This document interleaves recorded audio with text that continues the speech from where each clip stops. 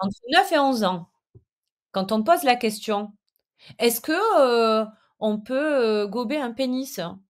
Est-ce que, on peut faire le sexe dans les fesses? Ou, est-ce que, on peut faire ça avec un animal? Heu, je sais pas et les parents là qui nous regardent, ça les interroge pas en fait qu'il y ait ce genre de questions? Chers auditeurs, vous écoutez Radio 22, là où les faits parlent d'eux-mêmes, pas de fioritures, que de la vérité. Bonjour à tous, bienvenue sur Radio 22. Aujourd'hui, sujet ô combien important et ô combien polémique puisqu'il s'agit de la nouvelle version du programme EVARS, programme d'éducation à la vie affective, relationnelle et à la sexualité qui entre en vigueur à la rentrée 2025 pour accompagner les 3 séances annuelles obligatoires dans les établissements publics comme privés de la maternelle au lycée. Et pour répondre à toutes ces questions que je me pose mais que se posent tous les parents, je reçois Christelle Comé. Bonsoir Christelle. Bonsoir Marcel et merci pour cette invitation. Alors Christelle, vous êtes, vice-présidente de l'association Maman Louve, mouvement lancé en novembre 2021 où les enfants sont au cœur de vos préoccupations et alors il y a 10 000 adhérents, hein, c'est ça? Un peu plus de 10 000 adhérents, Ouais, oui, c'est ça, ouais. oui, c'est ça, ouais, OK. Alors, première question, on va y aller direct, hein. Le gouvernement, semble vouloir faire la différence entre éducation à la vie affective et relationnelle, EVAR, donc sans le S de sexualité, à l'école maternelle et élémentaire et éducation à la vie affective et relationnelle et à la sexualité, donc EVARS avec le S cette fois-ci, au collège et au lycée. Alors, est-ce qu'il y a vraiment une différence? Est-ce que, ou c'est pareil? Ouais, il faut revenir en arrière, dans le sens où Pape Ndiaye, quand il était ministre de l'Éducation nationale, en 2022, a fait de sa priorité, donc l'éducation à la sexualité et puisque attaqué par, des associations militantes telles que le Planning familial, SOS homophobie et à outrance de mémoire, il a, décidé de mettre en place un programme. Donc, chose qui n'existait pas encore parce que, ce qui régissait en fait ces interventions, qu'on appelait d'éducation sexuelle, c'était la loi de 2001 qui est toujours, le texte en application. Donc loi de 2001 qui oblige 3 séances d'éducation à la sexualité et donc je vous parle de ça pourquoi? Parce que c'est le véhicule législatif, qu'on le veuille ou non. C'est-à-dire qu'on aura beau dire aux Français que et je pense que nos mobilisations n'y sont pas pour rien dans cette modification de sémantique en fait concernant donc la partie élémentaire effectivement maternelle et école primaire, puis la partie collège et lycée.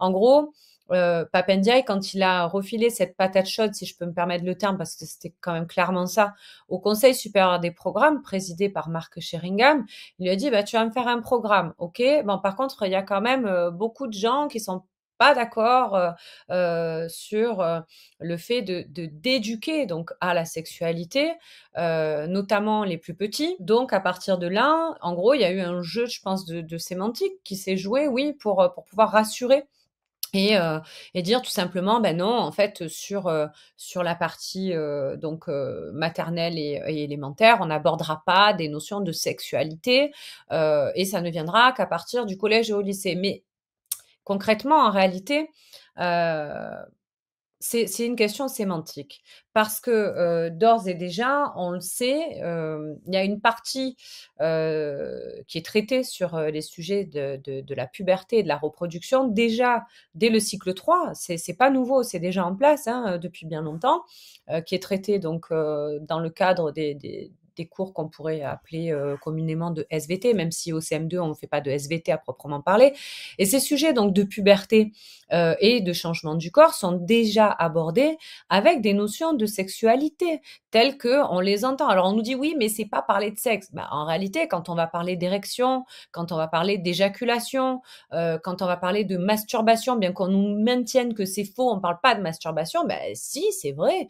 Et d'ailleurs, je prends pour preuve une vidéo qui circule et qui est tout à fait publique, qui était passée sur France 5 avec une intervention notamment du planning familial dans une école donc une classe de CM2 où, on a l'intervenante qui dit: «Bah oui, ça peut paraître un peu osé de parler de ces sujets, mais c'est quand même une réalité. Parler d'érection, et d'éjaculation, ça fait partie de la vie, ça fait partie de la mécanique du corps». Vous voyez?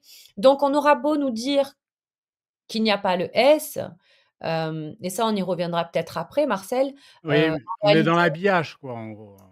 ouais, c'est ça et puis il y a pas de et ça vraiment ça c'est notre position, il n'y a pas de garde-fou et vous allez comprendre pourquoi c'est grave qu'il n'y ait pas de Mmh. garde-fou. Il y a aucun principe éthique, il y a aucune sanction qui est prévue pour des intervenants qui viendraient à parler de sexualité alors que normalement c'est pas écrit ni dans la circulaire, ni dans le programme. Oui, c'est ça, c'est très, très fou, hein, vraiment, c'est très, très fou. Alors, avant d'entrer dans le dur, hein, si je puis dire, alors je me suis procuré, le programme que vous pouvez télécharger, je vais le mettre sous la vidéo et en le parcourant, un point, saute aux yeux. Alors dès l'âge de 4 ans, la notion, de consentement est introduite. L'objectif est d'apprendre aux enfants à associer des gestes simples à des mots comme non, oui, d'accord ou stop, notamment dans des situations impliquant un contact physique. Par exemple: «Est-ce que je peux m'asseoir à côté de toi?» ou «Puis-je, te prendre dans mes bras pour te consoler?» et c'est comme ça tout le temps. Ouais, c'est vraiment, c'est comme ça tout le temps. On demande à l'enfant de se questionner dans tous les faits et gestes avant d'agir. Alors si ces situations, peuvent paraître anodines, on peut se demander si cette approche ne risque pas de limiter la spontanéité, des jeunes enfants. Par exemple, un enfant, qui voit quelqu'un pleurer parce qu'il s'est cogné, aura naturellement tendance à, le consoler sans forcément lui demander avant. Voilà, ça paraît, voilà. Alors, c'est quoi les conséquences, que peuvent avoir ces méthodes sur l'épanouissement, des enfants? Je rappelle qu'ils ont 4 ans. Je veux dire, c'est un âge déterminant d'apprentissage. Donc, est-ce que c'est bon à chaque fois de se poser la question avant de faire quelque chose? Mmh. En fait, je pense que bon, il y a une partie où effectivement on peut s'interroger sur, hem, de les mettre constamment dans l'autocontrôle, heu, dans, cette entrave de la spontanéité. Mais je crois que le véritable problème en fait qui se pose ici, c'est qu'on est en train de faire croire, aux Français que, l'enfant va être capable de transposer ces situations. Parce que là, vous avez dit une chose quand même assez intéressante qui est la notion de consentement. Nous, en fait, on y est opposés à cet apprentissage du consentement. Alors attention, je mesure mes propos parce que c'est trop facile, hein, de nous faire Oui. passer pour des cinglés, qui veulent pas apprendre, à l'enfant à se protéger. En réalité, les pédopsychiatres, qui ont légitimité à s'exprimer sur des sujets parce qu'ils ont la compétence en matière de développement de l'enfant, vous expliquent très bien la chose suivante. C'est que déjà, d'une part, expliquer le consentement à un enfant, ça veut dire lui apprendre à dire oui ou dire non. Or, sur le registre de la sexualité, il n'y a pas de consentement.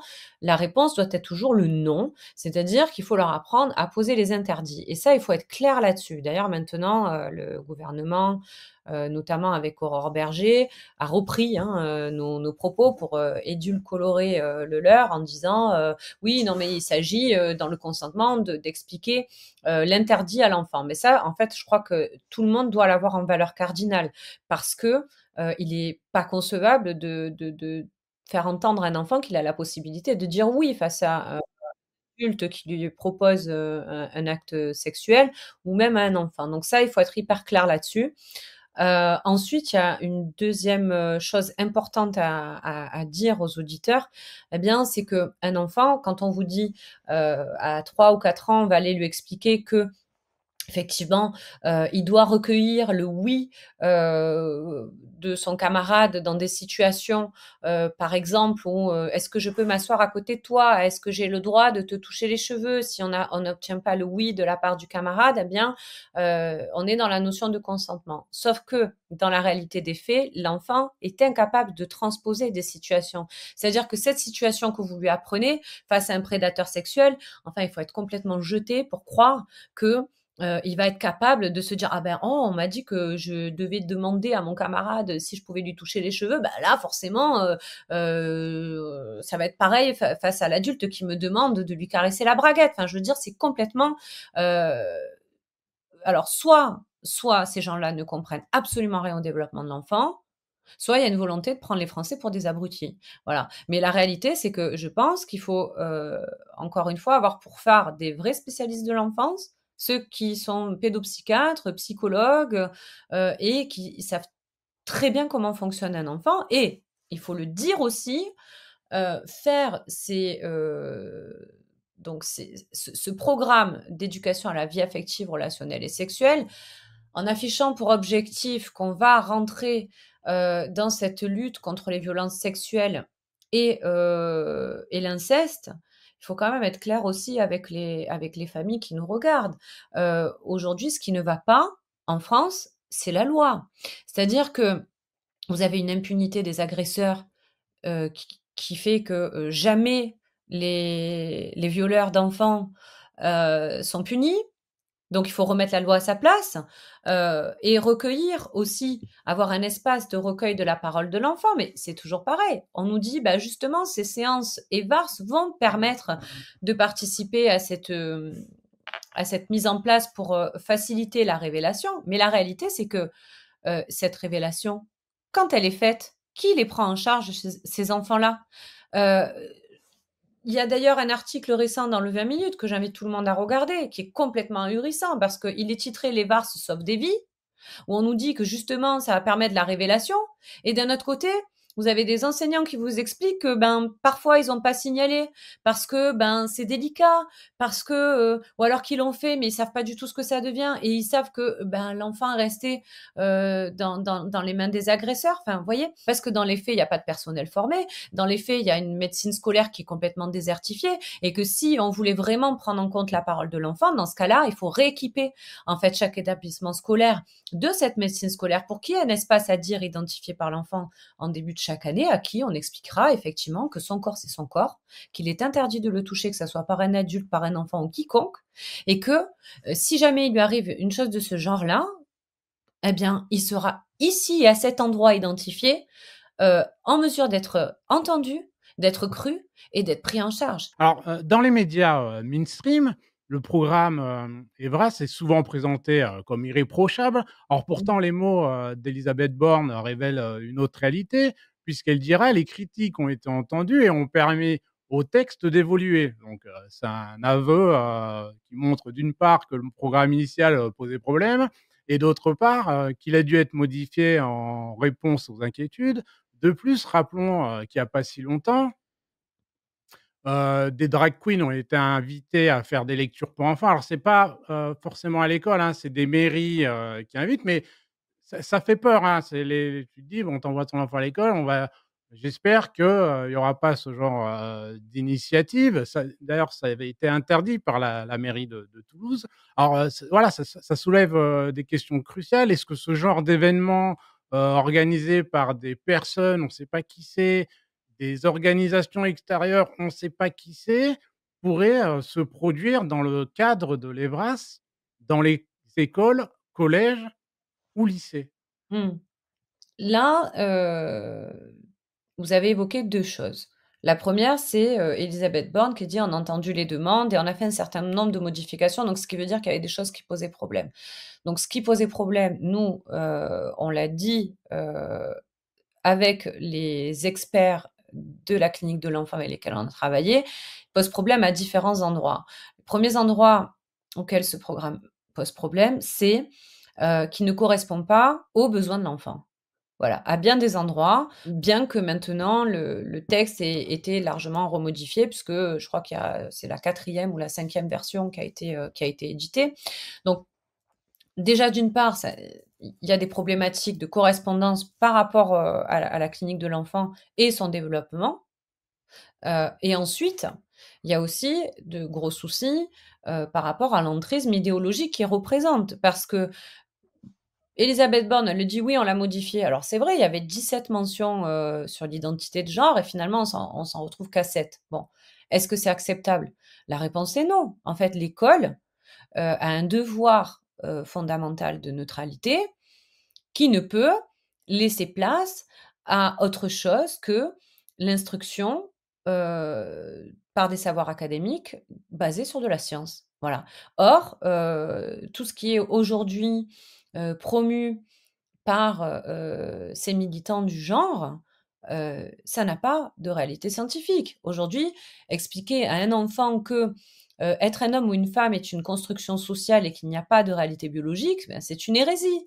Voilà, et c'est ce qu'on va pourtant tenter de leur faire entendre dès le plus jeune âge. On nous dira: «C'est pas vrai, sur le programme à l'école élémentaire, on leur parle pas de ça, on attend, le collège ou le lycée». Mais attendez, enfin, je veux dire, dès le plus jeune âge, on va leur parler de déconstruction des stéréotypes de genre, au motif que, pour une société, inclusive, où il n'y ait pas, d'inégalité entre les hommes et les femmes, il faille, voilà, leur expliquer dès tout petit. Alors, vous avez évoqué aussi un autre sujet tout à l'heure, qui était celui de se dire: «Mais est-ce que les enfants, on va pas les placer finalement dans de l'anxiété permanente?» C'est vrai que le message aujourd'hui qu'on donne aux enfants, c'est que, bah, déjà, ça n'est plus des enfants parce qu'ils doivent se questionner, hem de manière assez précoce sur, est-ce que c'est bien finalement que j'occupe, cet espace en jouant au foot, dans la cour de récréation?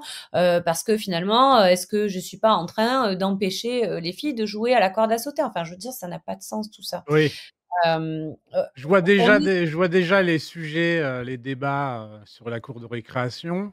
Ça je sens que ça va poser plus de problèmes qu'autre chose. Enfin bon, excuse-moi de te couper, vas-y. non, Vas-y. mais c'est vrai que ça interroge parce que, parfois sous couvert, de bonnes intentions, je crois qu'on réalise pas. C'est un petit peu quand, à l'époque, ils nous avaient, mis en place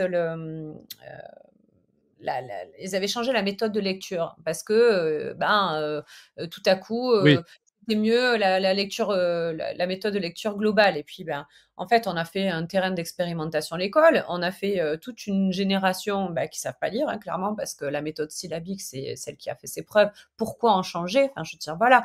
Si on transpose ça, on va me dire: «Oui, mais là, en fait, on n'est pas sur la même chose. On est en train d'essayer de doter les enfants de compétences», d'ailleurs appelées plutôt compétences psychosociales, on le voit revenir souvent ce terme, pour, davantage, inviter l'enfant à être dans une démarche de savoir-être, et cetera.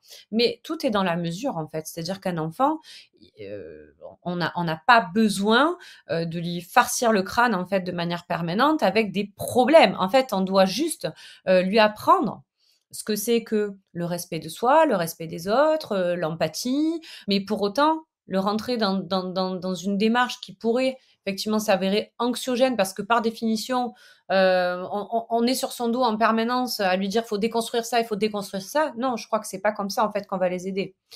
Voilà. oui et pour la question de est-ce que tu penses qu'il y aura des associations extérieures qui pourraient venir voir? On ne sait Oui, pas. C'est ça que tu veux alors dire ou? alors,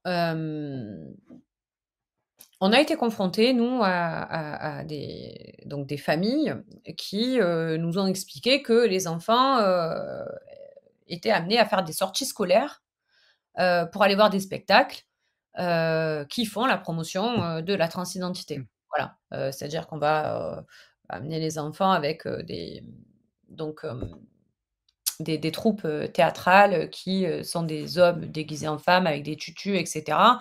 Bah, justement pour cette notion de, apprendre dès le plus jeune âge, ce que c'est qu'accepter aussi que les autres soient différents et cetera. Et donc là, moi, ce que je réponds en fait à chaque fois, à ces familles qui sont, quand même clairement très inquiètes, hein, parce qu'il y en a très peu qui ont envie, de confronter leurs enfants, à cela, parce qu'ils estiment que c'est pas leur âge et je pense qu'ils ont raison. Bien, il y a une chose très simple, c'est que logiquement, quand on est en dehors de l'enceinte scolaire, encore aujourd'hui, j'espère que ça durera, parce que vu, la vitesse, à laquelle l'autorité parentale est délitée, il se pourrait bien que demain on nous demande plus l'autorisation, mais jusqu'à preuve du contraire, aujourd'hui, on doit avoir l'autorisation des Mmh mh. parents. Donc, charge à la famille, de dire: «Ben non, moi à ce spectacle, mon enfant n'ira pas». Voilà, et pour l'instant, c'est encore possible comme ça.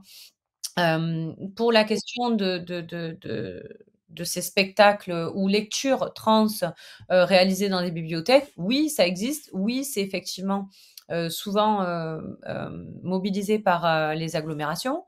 Et là, j'ai envie de dire qu'en fait, c'est, à la libre appréciation des parents que d'amener leurs enfants ou pas, quoi. Je veux dire, Mmh. ça reste du bon sens. Après, c'est triste pour les enfants dont les parents sont convaincus que sous couvert de progressisme, ça n'a pas d'impact, en fait. Si vous voulez, à un moment donné, les professionnels de l'enfance avec qui on travaille, encore une fois, pensent à un moment donné que l'enfant, il a besoin de vivre des étapes, en fait, qui sont à respecter pour pouvoir euh, être dans une phase de construction identitaire qui n'a pas besoin d'être déconstruite. Elle a juste besoin d'être construite en amont. Et ensuite, si plus tard il se pose des questions et en venant à l'âge adulte, s'il a envie d'être homosexuel, s'il a envie d'être transsexuel, etc., ben, il faudra, à notre sens, leur donner, en tout cas pour ce qui est de la question de la transidentité, parce qu'elle engendre quand même euh, d'aller sur un volet médical qui est quand même à mesurer avec un consentement qui doit être libre et éclairé et qui ne doit pas être fait à la légère, à demi-mot, comme on peut le voir aujourd'hui à travers tous ces militants du genre qui vous font croire que c'est comme prendre un petit bonbon pendant le goûter, parce qu'on vous dit vous pouvez prendre des bloqueurs de puberté, ça c'est pas grave, et puis tu peux, si aujourd'hui tu es une fille et que tu as envie d'être un garçon, mais c'est pas un souci, tu verras, on va pouvoir t'accompagner, etc. Et puis plus tard, les faire transitionner. Sauf que tout ça a des conséquences qui sont, pour certaines, irréversibles et qui, quand même, il faut le dire, plongent des êtres humains dans des traitements médicamenteux à vie, qui empêchent une sexualité aussi. Enfin, je veux dire, on ne peut pas mentir à ce point à des générations entières parce que après on se retrouve avec des personnes qui veulent détransitionner mais qui ont leur vie qui sont ruinées. Enfin, voilà. Ouais, Après, ça alors ça justement, c'est sujet, très important, parce que l'air de rien, bah, on a du recul. Bon, pas par rapport à la France, mais on a du recul par rapport aux États-Unis, parce que bon, ils sont toujours un peu plus en avance, sur les choses bien comme sur les choses très mal et pour le coup, le la finalité, c'est pas joli, joli, quoi. Je veux dire, il y en a plein qui se sont bah, voilà, ils ont plus de sexe, ils ont plus de seins et puis ils regrettent et puis on leur a dit que: «Mais non, si tu es malheureux, c'est parce que justement tu es transsexuel, donc il suffit de transitionner et puis en fait, tout ira bien». Et puis, en fait, c'était une crise d'adolescence et à 19-20 ans, ils regrettent, de l'avoir fait, sauf que quand c'est fait, c'est fait. Après, c'est trop tard et c'est mmh, ça où faut vraiment et en plus, parce que ça va loin, parce que, aux États-Unis, les parents peuvent ne pas être au courant de la transition de leurs enfants et c'est les profs qui prennent en charge, qui mentent aux parents. Alors là, ça devient, ça va beaucoup plus loin. Et ça s'est fait par étapes tout ça et c'est là où on a le recul et où on peut se dire: «Attention, ça peut aller loin». Ça paraît anodin un spectacle, ça paraît anodin, ce programme, mais petit à petit, on peut rajouter des choses et ça peut aller, très, très loin, quoi. Ce sont des enfants. ouais, sur la question de la transidentité, d'ailleurs, je renvoie à un rapport qu'a rédigé encore SOS Éducation, parce que pour le coup, c'est vraiment leur spécialité que de faire des analyses fouillées, qui a d'ailleurs permis au Sénat de travailler sur la question de la prise des bloqueurs de puberté. Parce qu'il était question d'y aller bon train, sans faire attention, et de faciliter cette prise des bloqueurs de puberté pour les mineurs. En tout cas, ce qui est certain, c'est que oui, on a des exemples de pays voisins comme l'Angleterre, comme les États-Unis, qui font marche arrière après avoir fait toute promotion comme nous, on est en train de s'engager à le faire, il faut être clair. Hein. Je renvoie à ce qui s'est passé récemment avec Santé publique France à ce sujet. Bon, ma foi, quand on voit à l'extérieur ce qui s'est produit, pourquoi on y va, nous, tout droit? Enfin, Ouais, c'est ça, quoi, on c'est comprend pas. On comprend pas alors il s'agit quand même d'avenir d'enfants et qu'il s'agit de populations vulnérables qu'on a normalement le devoir de protéger. mmh. Heu, D'ailleurs, à ce sujet, pour terminer, il y aura bientôt un reportage qui a été fait par une journaliste qui s'appelle Sophie Robert et qui permet vraiment de comprendre d'où on vient, où on en est et vers quoi on se dirige sur le sujet précis justement de la transidentité, derrière tous les lobbies, et c'est toujours comme ça que ça fonctionne, hein. Je veux dire, il y a une pression de ces lobbies qui est quand même colossale, et qui est pas nécessairement faite, dans l'intérêt des enfants. Voilà. Bah, écoute, on suivra ça de près, Sophie Robert. Écoute, on verra Ouais. ça. On attend aussi avec impatience. Donc, il y a une autre personnalité, Vincent McDoom. Alors Vincent McDoom, il a eu, des mots, très intéressants. Il dit: «La sexualité d'un enfant, lui appartient et la place d'un travesti n'est pas dans les écoles. Si on montre des drag queens dans les classes, pourquoi ne pas les emmener directement dans les cabarets et boîtes de nuit?» Désormais, un petit débute son aventure sexuelle à 5, 6 ans, car on lui demande de faire un choix. L'enfant devient adulte sexuellement parlant trop tôt. On impose des livres dans des écoles qui illustrent des rapprochements entre garçons ou entre filles. Ce sont des choses qui me choquent. Moi, à 5, 6 ans, je jouais avec des poupées et des voitures. Si j'avais un enfant, je ne l'enverrais pas à l'école pour apprendre la sexualité. Alors ça, c'est les propos de Vincent McDoom, qu'on ne peut pas soupçonner d'être d'extrême droite ou d'homophobie. Et au passage, si Vincent McDoom nous regarde, hein, on t'invite avec grand plaisir nous dire ce que tu en penses, ce que tu penses de l'Evras. Vraiment, Vincent, si tu écoutes, viens nous en dire un mot. Et il y a des mots vraiment très intéressants, puisqu'il dit: «Si j'avais un enfant, je ne l'enverrais pas à l'école pour apprendre la sexualité». Et justement, Christelle, les parents bah, on en a parlé tout à l'heure, ne seront pas, prévenus, de ces séances. Et est-ce que les établissements, alors je sais pas s'ils seront pas prévenus, mais les établissements forcément ils seront prévenus, mais est-ce qu'ils peuvent donner l'information aux parents?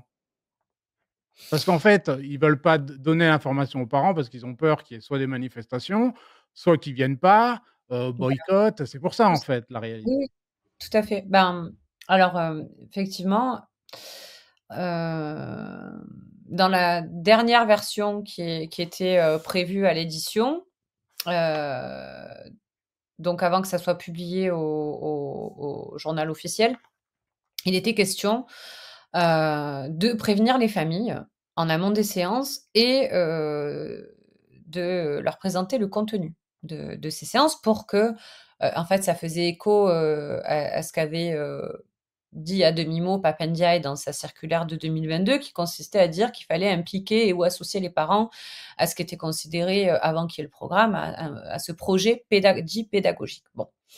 Hem, donc ça, c'était plutôt pas mal parce que ça veut dire qu'à partir du moment où on n'a rien à se reprocher dans les objectifs, de ce programme, on n'a rien à cacher aux parents. En fait, on peut très bien annoncer les séances, faire en sorte d'être dans ce qui est, revendiqué comme de la coéducation, par l'éducation nationale. Et on aurait pu se dire: «Bah, c'est vrai que ce qu'ils nous disent, c'est la réalité», parce qu'on nous explique que, l'école n'est pas là pour se substituer aux parents, mais pour venir, compléter, certains, savoirs et cetera. Sauf que dans les faits, bah, à partir du moment où, les syndicats enseignants ont su qu'on allait prévenir les vilains parents que nous sommes, ah ben, ils ont fait pression sur madame Borne et madame Borne, dans la nuit, elle a dit: «Oh ben, on va la rayer cette mention et puis on va juste dire qu'on va présenter les objectifs pédagogiques». Donc en fait, on en revient exactement à la même chose qui était, précisée dans la circulaire de 2022 qui ne disait pas grand-chose. C'est-à-dire, ça veut dire quoi impliquer ou associer les parents en leur montrant les objectifs? Est-ce que c'est réellement, faire de la coéducation ça? Est-ce que c'est réellement permettre aux parents de savoir qu'est-ce qui va être dispensé pendant ces séances? Par qui? À quel moment, pour pouvoir en discuter avec l'enfant, pour voir, ben, si, ce qu'on lui a dit, ça correspondait, à ce qu'il attendait ou est-ce que ça n'a pas devancé ses questions et cetera, vous voyez? Donc il y a pas de transparence et il y a un évincement de la part des familles et je crois que c'est vraiment aujourd'hui ce qui pose le plus problème parce que en fait, il faut être clair, on est clivé encore, comme pendant la crise, sanitaire en, on va dire, 2 parties ou même je dirais 3. Il y a d'un côté ceux qui sont à fond pour, l'éducation à la vie affective, relationnelle et sexuelle, hem, parce qu'ils sont convaincus que ça va vraiment permettre de lutter contre les violences sexuelles, notamment. Heu, Ensuite, vous avez, ceux qui en ont clairement rien à cirer et qui se posent pas la question de ce qui se passe à l'intérieur de l'école et donc qui sont pas au courant de ce sujet. Pourtant, c'est pas faute d'avoir réussi à l'imposer dans le débat public, hein, pour le coup. Et puis en troisième lieu, il y a ceux qui vous disent: «Ah ben, compte tenu des dangers que ça représente, c'est non tout court» et ceux-là, en fait, ils sont pas audibles. Ils sont pas audibles parce que, heu on ne peut pas, compte tenu des 160 000 victimes qu'il y a chaque année en France, dire que l'école n'a pas un rôle à jouer dans la prévention. Voilà. Mmh. Oui. Heu, Bah oui, non, mais faut quand même être clair, quoi. Je Oui, veux dire, si oui, oui, oui. c'est bien joli de dire: «Ah ben non, non, non, il y a pas de négociation, il y a pas c'est non». OK. Quand on a dit ça, qu'est-ce qu'on a apporté de plus? À part, être ridiculisé, bah, par, ceux qui n'ont, que ça en tête, hein, c'est-à-dire la plupart des médias. Enfin nous, je veux dire, on s'est fait, pardon, je vais utiliser un terme un peu, mais on s'est fait éclater quoi, par la plupart des médias. On nous fait passer pour des conservatrices, réac, parfois on a entendu qu'on était, complètement, dangereuses parce qu'on ne voulait pas, heu, qu'il puisse y avoir de prévention de fait pour protéger les enfants et notre positionnement, il est plutôt mesuré. Notre positionnement, il est de dire: «Attention, on n'est pas contre la prévention, mais dans les faits, alors là, comme ça on va rentrer dans le vif du sujet, c'est que ça fait 2 ans que nos associations sont sollicitées par des familles, qu'on a reçu plus d'une centaine de témoignages et que parmi ces témoignages, eh bien, on a des enfants qui reviennent traumatisés de ces séances Ouais, parce qu'on leur c'est paradoxal parce que c'est vraiment paradoxal parce qu'on est censé lutter, contre ça et les enfants reviennent traumatisés, bah, de c'est ça. l'endroit justement où, ils devraient éviter ces traumatismes, quoi. C'est Mais vous voulez savoir ce qui est pire, en fait, dans tout ça? C'est que moi, face à tout ça, je me suis dit: «Non, mais quand même, on a un problème de dialogue, c'est pas possible. On n'est pas en train de dire non à tout, on est en train de dire oui à la prévention, mais non, on n'éduque pas à la sexualité». Parce que ce dont a besoin l'enfant pour grandir, ce n'est pas d'être éduqué à la sexualité et il a simplement besoin, effectivement, d'avoir un espace qui est celui de l'école parce que, bien des victimes le sont en milieu intrafamilial. Et donc, il lui faut un espace effectivement pour pouvoir, faciliter sa révélation et savoir que son corps est son corps parce qu'il apprendra pas à la maison s'il est dans une famille incestuelle. Malgré ça, on n'arrive pas à être écouté. Donc on se dit: «Il y a un problème». Donc qu'est-ce que j'ai fait? J'ai sollicité, les associations de lutte contre les violences sexuelles, pour lesquelles d'ailleurs je salue le travail parce qu'ils font un réel vrai bon boulot. mmh. Mais alors je suis tombée de 10 étages parce que j'ai sollicité, ben, je vais le citer, hein, de toute façon je l'ai déjà, tagué publiquement donc Move Enfant par exemple, qui est un homme hyper engagé, qui dédie en fait toute sa vie à la protection de l'enfance et quand je lui dis: «Arnaud, on a un problème, voilà, on a des enfants qui reviennent traumatisés de l'école parce qu'on fait l'inverse de l'objectif qu'on se fixe, c'est-à-dire que quand on va banaliser la sexualité dans le monde de l'enfant en lui disant qu'il peut, par exemple, gober un pénis ou alors, qu'il peut faire le sexe dans les fesses. Mais à quel moment on protège l'enfant? S'il est victime, eh ben, il aura entendu par l'école, qui est aussi sa deuxième figure d'autorité, qu'effectivement, ce qu'il vit à la maison ou au sport ou au catéchisme ou je ne sais quoi qu'est-ce ou encore, il faut le dire aussi, parce que dans le milieu scolaire, il y a des prédateurs également. On a souvent tendance à diaboliser les parents, Oui. ou l'Église, mais dans les écoles, les centres aérés, les clubs sportifs, il existe aussi des prédateurs. Partout où il existe des enfants, il y a des prédateurs. Donc ça, c'est le mettre en danger. Et donc face à ce constat, je lui dis: «Bah, il faudrait, peut-être essayer de faire entendre ça». Parce que nous, ça fait 2 ans qu'on sollicite les autorités par voie officielle. On a écrit au ministère de l'Éducation nationale, on a écrit à la présidence, on a mobilisé tous les députés et les sénateurs. Avec la valse du gouvernement qu'il y a eu, on a eu très très peu de retours du reste. Et il me dit: «Oui, bah, s'il y a un trou dans la raquette, effectivement, il va falloir s'en occuper». Et puis en réalité, il n'a pas compris. Parce que pour lui, ce qui prime, c'est la mise en place de l'EVARS, quoi qu'il en coûte, même si on viole psychiquement des enfants. Enfin, alors ça, c'est mon interprétation. C'est pas forcément ce qu'il a en tête, hein. Oui, Mais là, oui, oui. le résultat, c'est que si on ne pose pas de garde-fous, si on ne s'applique pas de principes éthiques clairs, on continuera à avoir des intervenants qui considèrent que l'enfant, il est prêt à entendre tout, qui considèrent que parce qu'un élève pose une question, eh ben, on peut répondre à cette question qui relève de l'intime devant toute une classe, sans prendre la mesure du traumatisme que ça peut générer chez tous les autres. Et ça, je crois qu'il faut aussi être limpide là-dessus, quand un élève de CM1 ou de CM2, donc qui a entre, pour les plus jeunes, 9 et les plus vieux, on va dire 10 ans, hein, c'est quand même assez rare qu'on ait des, oui, ou alors 11 ans. 11 ans, ouais. Entre 9 et 11 ans, quand on pose la question: «Est-ce que, on peut, gober un pénis?» Est-ce que, on peut faire le sexe dans les fesses? Ou, est-ce que, on peut, faire ça avec un animal? Heu, je sais pas et les parents là qui nous regardent, ça les interroge pas en fait qu'il y ait ce genre de questions? Pourquoi l'enfant se pose cette question? Ça, c'est le minimum qu'un intervenant censément formé à pouvoir aborder des sujets aussi, sensibles et intimes que cela, la première des choses, si on veut aller dans la dynamique de la révélation, c'est de prendre en aparté, l'enfant et lui demander en fait, comment il a eu connaissance de tout ça. Est-ce qu'il a été abusé? Est-ce qu'il a vu des choses qu'il ne devait pas voir? Est-ce que, il a entrouvert la porte de la chambre de ses parents? Ou est-ce qu'il a eu accès à du contenu pornographique, sur son smartphone ou celui d'un copain? Ça, c'est de vraies questions à poser. Ça, c'est rentrer dans une dynamique où réellement on veut protéger les enfants. Mais c'est certainement pas en disant: «Ah ben, alors oui, on peut gober un pénis, mais à condition d'être d'accord». Non mais attendez et après la difficulté dans tout ça, c'est que, ben, on les a un peu ennuyés quand même, pour rester poli, tous ces politiques en leur disant: «Mais attendez, on a des familles qui témoignent, recevez-les». Ah ben, on préfère dire qu'on ment. On préfère nous dire que tous ces témoignages sont inventés de toutes pièces, et que ça n'existe pas et qu'au mieux, c'est les enfants qui interprètent mal et qu'au mieux, c'est, l'infirmière qui a voulu répondre, pour pas laisser l'enfant sans réponse, mais qui n'a absolument pas la décence en plus de reconnaître qu'elle a traumatisé tout le reste d'une classe, en fait. C'est ça la réalité. Donc à ce jeu-là, on peut rester longtemps, en fait. Donc nous, ce qu'on a fait avec SOS Éducation, c'est que on est allé au bout quand même d'un travail sérieux qui, à notre sens, pour ceux qui ont vraiment envie de se poser la question, est-ce que c'est dans l'intérêt de l'enfant? Je crois que les réponses y sont dedans. Il y a eu aussi une volonté de mettre les choses à distance et d'être capable de se poser et dire: «OK, donc si réellement on veut rentrer dans cette dynamique, qu'est-ce qu'on peut faire à quel âge et qu'est-ce qu'on ne peut pas faire?»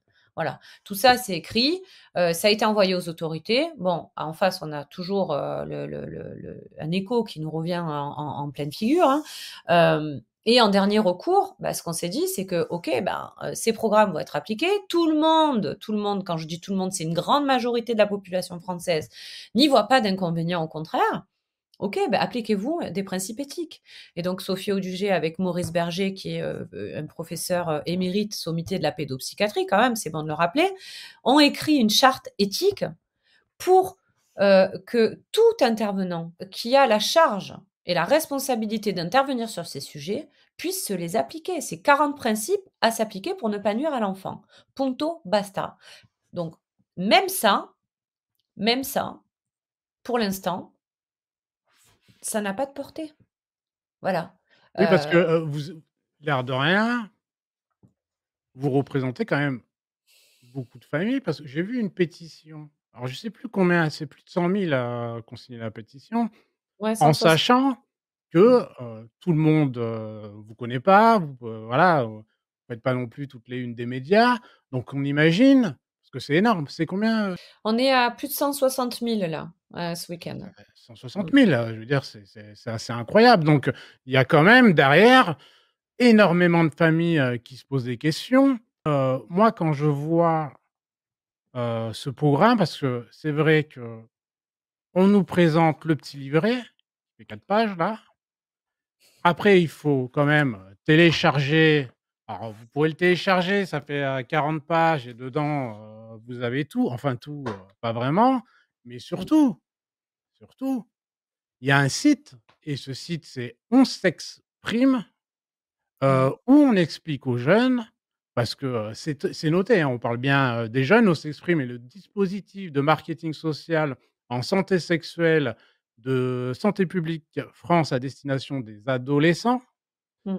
J'invente rien, c'est marqué dès la sixième et on apprend par exemple à ces jeunes l'anulingus. Alors, c'est embrasser ou lécher l'anus de son sa partenaire avec la langue, les lèvres. L'anus est une zone érogène très sensible, quel que soit son sexe. Et il y a d'autres rubriques comme faire l'amour à plusieurs, c'est quoi le sexe oral, est-ce que je suis trans, comment utiliser un préservatif, lors d'une sodomie. ah là, on est dans le dur du dur, c'est c'est c'est Ouais. c'est vers ça c'est vers ça qu'on oriente les sixièmes parce que c'est pas marqué là, Non, non, non, ils bien en sûr que parlent pas là-dedans. bah, c'est un point encore une fois qui est important aussi, de soulever. C'est-à-dire que on va nous répondre, ben, si vous voulez savoir ce qui va être fait pour les enfants, vous avez qu'à consulter le programme parce que maintenant il y en a un. Bon, OK. Oui, avant il y avait pas de programme. Maintenant il y en a un, c'est vrai. Sauf que il n'en reste pas moins que la liberté pédagogique s'applique. Il n'en reste pas moins que les ressources utilisées, donc que ça soit parce qu'il y a 3 types, d'intervenants. Il y a donc les enseignants ou les professeurs qui peuvent intervenir sur ces sujets. Il y a, les infirmières ou personnels, de la médecine scolaire, donc infirmières de l'éducation nationale, psychologues ou voilà. Et il y a les associations extérieures et donc vous avez une plateforme, de ressources pédagogiques qui s'appelle Eduscol, qui est à destination donc, des équipes éducatives qui interviennent dans le milieu de l'institution scolaire, qui vont pouvoir aller récupérer un certain nombre de données. Mais quand même pour le cas du site On s'exprime qu'on dénonce depuis 2 ans, hein, juste une paille quoi. Ça heureusement il y a eu quelques députés, qui ont posé des questions ouvertes au gouvernement là-dessus sans jamais avoir eu de réponse ou alors, qui ont dénoncé ça dans l'hémicycle. Enfin, ça n'a jamais le retentissement que ça mérite d'avoir parce que ce site-là, donc Santé publique France pour les auditeurs, c'est, sous l'égide du ministère de la Santé, hein, Oui, voilà. Donc il y a tout un dispositif, comme vous l'avez très justement dit, de marketing pour promouvoir ce site auprès des jeunes, donc de la cible marketing. Je laisse juste réfléchir en aparté la cible marketing et donc vous avez, des campagnes de l'INPES qui sont faites avec, soit des petites brochures, soit des flyers qui vont être distribués au collège dès la sixième pour faire la promotion de ce site. Parce que nous, on a eu à peu près toute typologie de réponse. «Ouais, mais bon, c'est pas obligé que les enfants, bah, ils aillent regarder, c'est» ah oui, beh, quand on leur met le flyer dans les mains, c'est vrai qu'on va leur dire: «Et ici, tu peux avoir toutes les réponses à tes questions sur la sexualité». C'est vrai qu'ils vont se boucher les yeux et qu'ils vont surtout pas aller taper, sur le moteur de recherche, «On s'exprime». Alors ce qu'il faut dire quand même, c'est qu'au-delà de, hem savoir qui est écrit, en détail, qu'est-ce qu'un anulingus, est-ce qu'il faut mettre une je sais pas, comment ça s'appelle? Une digue dentaire ou je sais plus ce qu'il y a, des filtres pour éviter de se choper des MST, des trucs comme ça. Enfin, tout est détaillé sur chaque pratique sexuelle. Mais là où je voudrais attirer votre attention, d'ailleurs, j'en on en a fait une vidéo tellement j'en avais ras le bol de devoir réécrire 20 000 fois les mêmes choses sur les réseaux sociaux, c'est que quand vous arrivez sur le site, vous ne voyez pas nécessairement ça. C'est quand vous allez rentrer dans la rubrique pratiques c'est sexuelles, ça. donc on a une chaîne YouTube, vous irez voir dessus, hein. Je l'ai faite la vidéo, je l'ai mise en lien parce que, bah, au moins, chacun peut constater par soi-même. Vous avez donc 3 catégories: sexe oral, sexe anal, et sexe buccal et quand vous rentrez donc dans ces espaces-là, vous avez, la version ludique du Kama Sutra. Cette punchline, c'est nous qui l'avons mise en place, hein, parce que moi, j'étais tellement, en fait, scandalisée par ce que je voyais. Je dis: «Oui, en fait, on nous dit qu'il faut lutter contre l'accès précoce à la pornographie, mais on leur montre la version ludique, en fait, du Oui, Kama Sutra». c'est ça. Mmh. Oui, c'est bien sûr, c'est normal, en fait, évidemment et et donc j'ose espérer qu'il y a encore des gens choqués, parce qu'au milieu de cette société qui tend à devenir de plus en plus progressiste, je veux dire, il y a quand même des questions à se poser quand vous voyez les personnages. Parce que ce sont des personnages origamiques, enfantins. D'accord? Ça ressemble à un mélange d'ourson, de lapin, en train de pratiquer la levrette, la cuillère ou le missionnaire, quoi. Enfin, on est en train de parler de gamins, là. Ils ont 11 ans. Voyez? Donc est-ce que c'est utile pour eux, à 11 ans, de savoir comment on fait la levrette? Ben je crois pas. La majorité sexuelle, elle est à 15 ans, hein, donc puis je crois qu'ils ont pas besoin de l'État, en fait, pour aller trouver les réponses à leurs questions. Alors on nous dira: «Oui, ben c'est mieux ici que sur les plateformes porno». Ben encore une fois, je ne crois pas que diffuser une version light à caractère pornographique, ça soit entendable. Et je crois pas que ça soit le rôle de l'État non plus. Mmh. Et alors ça, c'est vrai que c'est, même moi, hein, je suis allé sur le site, j'ai dit: «C'est pas possible». Moi, les miens, je vais dire, ils ont 20 ans, c'est bon, c'est fini, mais j'aurais un gamin franchement, je m'inquiéterais, quoi. Je m'inquiéterais, beaucoup. Allez sur le site, vous allez voir, c'est vraiment hallucinant. Alors évidemment, en préparant cette interview, forcément, je suis allé chercher, hein, un peu, Ah ouais? qui se tramait, sur ce site, qui en avait, la supervision. Alors il y a Delphine, Raïb, chargée d'études et de recherche, Sabine Elbaz et Anna Mercier, chargées de marketing social. On parlait de marketing tout à l'heure. Et cette Mmh. dernière, Anne Mercier, nous rappelle dans une vidéo que On s'exprime est inspiré des principes directeurs de l'UNESCO sur l'éducation à la sexualité. Alors, c'est quoi les principes directeurs de l'UNESCO? Bah, en fait, vous avez tout un tas de corpus de textes internationaux pour faire simple, parce que s'il y avait que Oui, les oui. les principes de l'UNESCO, mais ça a été décrit par, bien des spécialistes de l'enfance, hein. Le principe, en fait, de base, c'est, des textes qui datent de, on va dire, 1940, je crois, et c'est les droits sexuels, voilà, qui ont été repris par, toutes les entités, UNESCO, ONU, OMS, qui consistent, en fait, à, considérer que l'enfant a une sexualité dès la naissance, et ça, on le doit à un pédocriminel notoire qui s'appelle Alfred Kinsey. Voilà. Je crois que on va pas rentrer dans le détail de chaque texte, parce que sinon il faudrait Ouais, ouais, consacrer ouais, ouais. des découpes d'émissions nombreuses. Mais ce que je peux vous dire, et qui est intéressant quand même c'est vrai, c'est intéressant de se poser la question d'où viennent ces textes. C'est basé sur des études enfin des pseudo-études, hein, qui ont fait ce monstre, parce Mmh qu'Alfred mh. Kinsey était un monstre, un pédocriminel, un violeur d'enfants qui, hem, a demandé à des pédocriminels de, noter, les potentielles réactions d'enfants violés, et ça a commencé sur des bébés, hein, voilà, des nourrissons, et qui ont considéré que, par exemple, des crises de convulsions, ça représentait un orgasme. Et à Mmh. partir de là, je la fais très courte, hein, il y a des vous tapez, Alfred Kinsey, et puis vous allez voir, il y a des bouquins qui ont été écrits là-dessus. Donc à partir de là, ils ont fait des textes qui ont été, ensuite, validés, enfin, cette pseudo-science qui a été, considérée comme de la science, et qui a renversé un petit peu, ouais, l'angle de vision de la sexualité, aux États-Unis.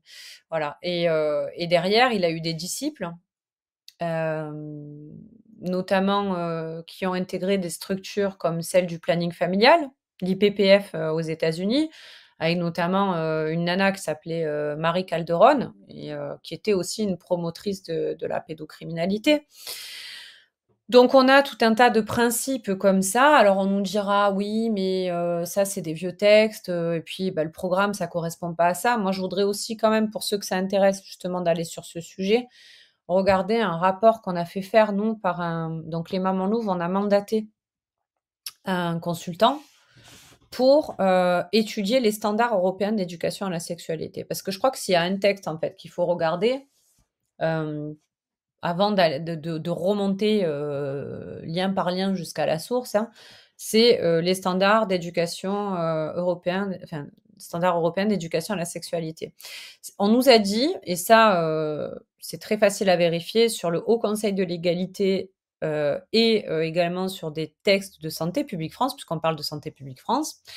Hem, il y a référence à ces standards qui, sont considérés comme le cadre de référence des politiques de santé sexuelle pour tous les pays d'Europe. Donc ça veut dire que, ben, si on veut mettre en place sa politique de santé sexuelle, on va se référer à ces textes à partir du moment où on fait partie Ouais. des pays européens. Et pour vous la faire très, très courte, l'étude, elle est disponible sur notre site. Donc dans ce document, ben, moi, je suis bête et disciplinée, hein. On me dit ça, c'est la science à laquelle il faut te référer. Très bien, bon, on va aller voir de quelle science il s'agit.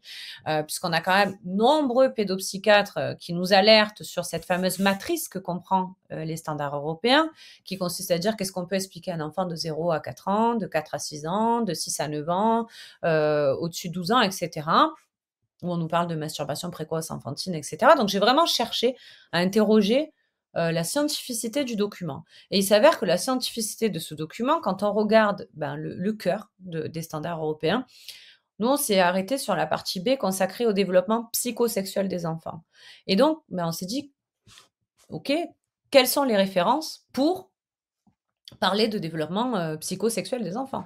Et donc, on est allé regarder la bibliographie. Et donc, Thibaut Kerlierzen, qui a réalisé cette étude, s'est rendu compte que sur une quarantaine de gens cités comme spécialistes, un tiers d'entre eux sont des promoteurs et des défenseurs de la pédophilie. Donc, pardon, mais ça pose légitimement question. Est-ce que la science, elle est réellement basée sur des travaux de gens qui ont fait la promotion de la pédophilie et qui considèrent que ce n'est pas un acte pédocriminel que d'entamer une relation sexuelle avec un enfant parce qu'on peut le considérer comme consentant. Et quand on fait le parallèle avec la notion de consentement, évidemment, ça pose question aussi. Voilà. Mais je mesure le propos. Encore une fois, c'est bien de savoir d'où on vient.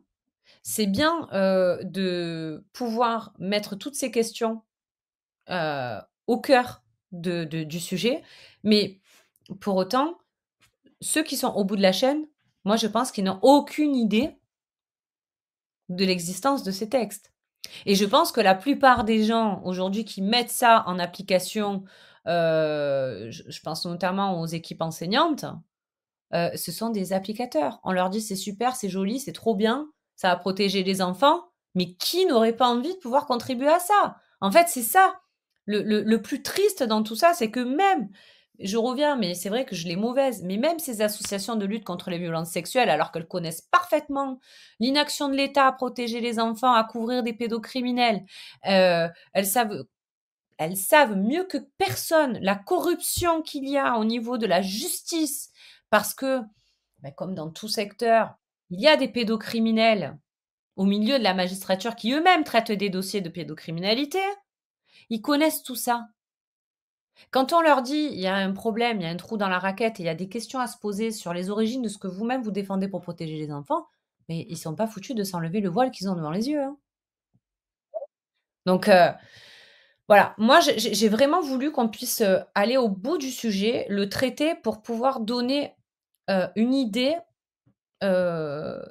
éclairée, en fait, pour toutes les familles qui s'interrogent sur ce sujet.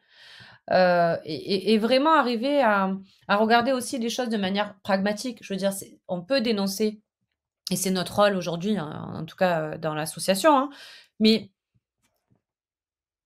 il faut être honnête aussi. Il faut avoir l'honnêteté intellectuelle de dire que pas tout est fait sciemment pour certaines personnes.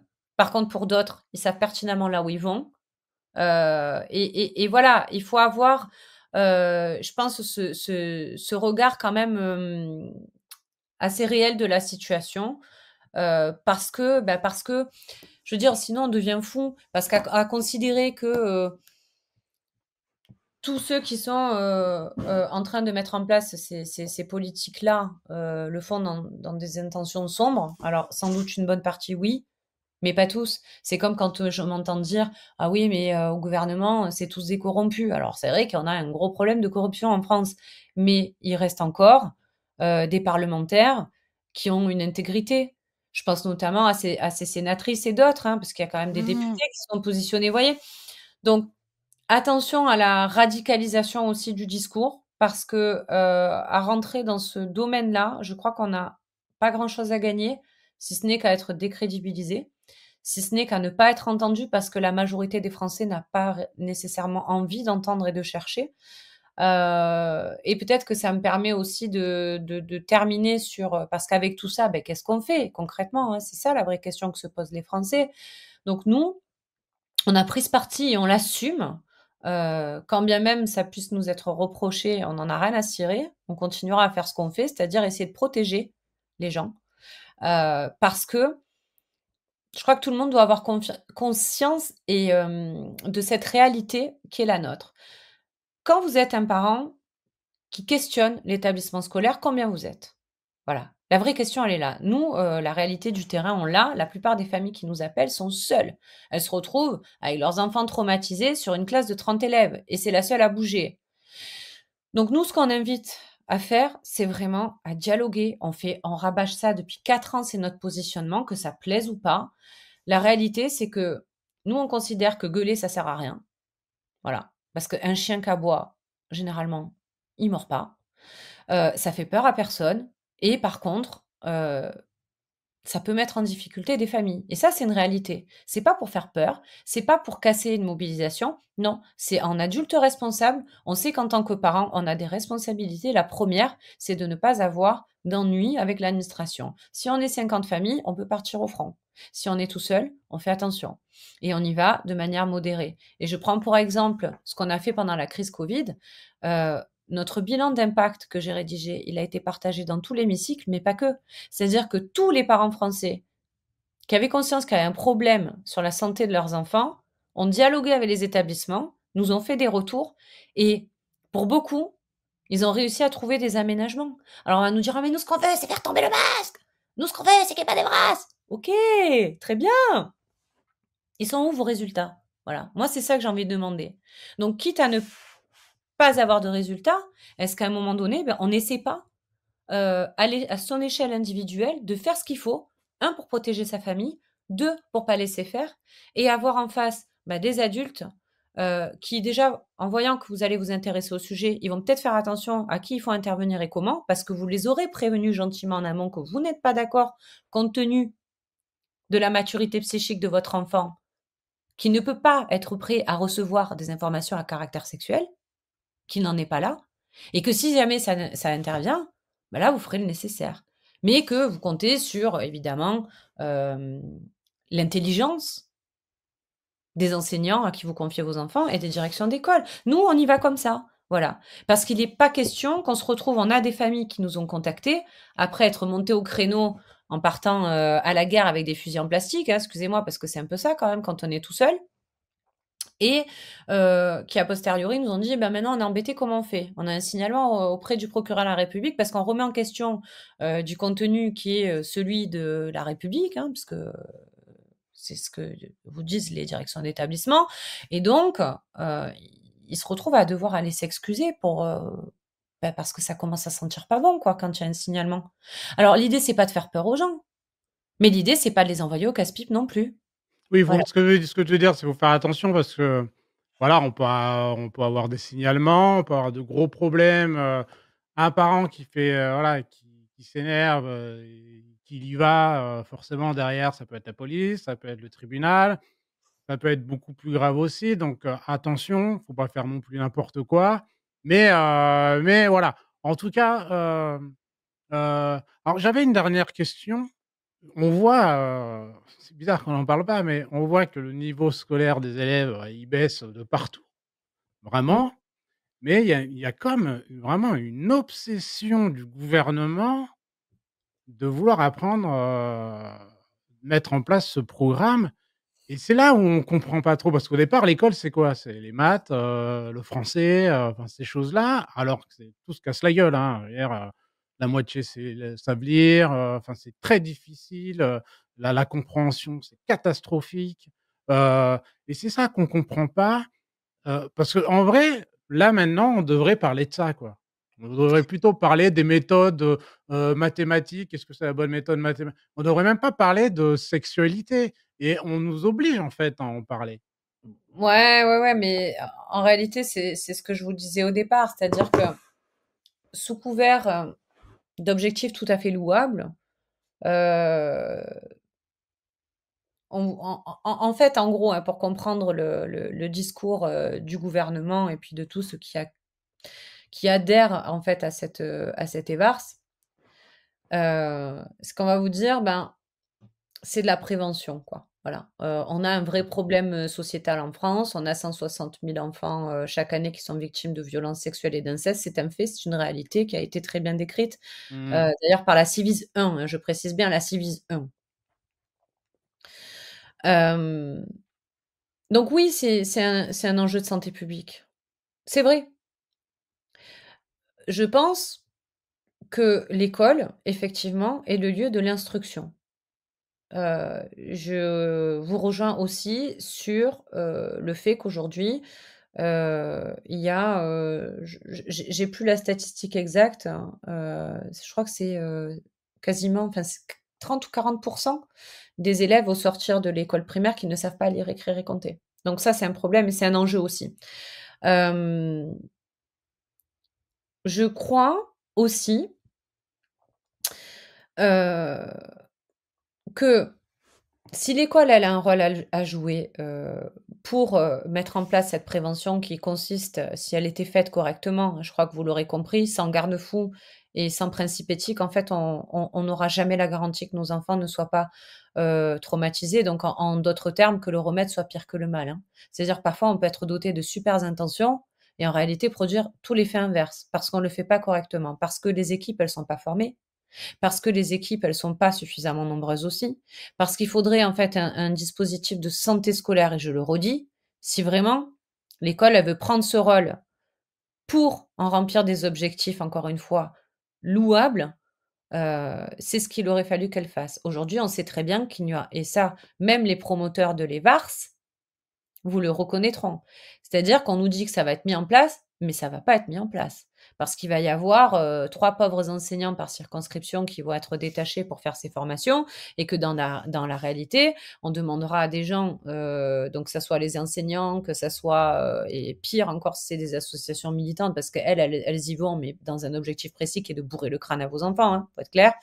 Hem, donc on n'aura de toute façon pas, le nécessaire, le professionnalisme des équipes et donc inéluctablement, ça peut pas être bien fait. Voilà, et effectivement, on a un problème qui est général. On a un problème qui est général en France, c'est qu'il y a plus assez d'enseignants, déjà, pour Ouais. apprendre les fondamentaux. Donc, à part, remettre encore une fois de la médecine scolaire pour que cette prévention, elle puisse être un lieu où on sait qu'on a un espace à dire, un recueil de la parole de l'enfant et éventuellement, distribuer un kit rédigé par des pédopsychiatres sans conflit d'intérêt, qui vous dirait mot pour mot ce que vous avez à dire aux enfants, à savoir: «Ton corps, c'est ton corps et t'appartient, personne n'a droit d'y toucher, ni un adulte, ni un enfant et c'est puni par la loi. Point». Et si jamais ça, un jour, c'est pas respecté, ici, dans ton école, tu as un lieu pour pouvoir avoir ta parole accueilli, où on te croira et où on fera en sorte de te protéger. Voilà et donc ça éviterait de mobiliser des équipes enseignantes sur d'autres choses, parce qu'elles ont quand même effectivement autre chose à faire que, d'apprendre des choses qu'elles ne sauront pas apprendre aux élèves. Parce que oui, les mathématiques, le français et toutes les matières fondamentales, toutes les matières académiques sont nécessaires et ne sont plus apprises et si on fait référence, je fais un clin d'œil à un ami qui s'appelle Rémi, qui a travaillé d'ailleurs, ça vaudrait vraiment le coup de le recevoir parce qu'il a fait un travail conséquent sur, le rôle des compétences psychosociales qui sont en train d'être intégrées partout et qui ont l'air d'être un super projet, mais qui, à certains endroits, présentent des limites. C'est-à-dire que lui m'a dit: «Tu sais Christelle, Condorcet, et Descartes disaient la chose suivante, c'est que pour développer, son esprit critique, il faut pouvoir avoir appris les fondamentaux académiques». Voilà, la Mmh. grammatisation, donc ça passe par là, en fait, le Ouais. développement de l'esprit critique. Donc s'il y a plus de savoir académique, bah, il y a moins d'esprit critique et Oui. malgré tout, peut-être que ça permet de terminer sur un élan vers autre chose. Il y a quand même une stratégie 2030 qui vous dit que pour les professionnels qu'on verra arriver, sur les périodes futures, on attendra qu'il y ait 25 de moins de savoir académique contre, je ne sais plus combien de pourcents, de savoir-être. Donc ça veut dire qu'en fait, on va réduire la connaissance de l'être humain parce qu'on considère qu'il a plus besoin, en fait, d'avoir cette connaissance et c'est là le drame, en fait et quand on regarde les générations actuelles, bah, oui, il y a de quoi s'inquiéter, d'autant plus si on veut parler encore d'actualité avec l'IA. on va intégrer l'IA à l'école, alors que déjà, les gamins, ils savent plus réfléchir, qu'ils sont assistés par l'ordinateur. Et là, ils vont faire réfléchir un outil à leur place. Donc la question, c'est quid du citoyen de demain? Qu'est-ce qu'il va savoir? Est-ce qu'il va être capable de réfléchir par lui-même? Est-ce qu'il va être capable d'avoir un esprit critique? Et est-ce que finalement, avoir un esprit critique, c'est bon pour ceux qui nous gouvernent ou non? Je laisse cette question en suspens.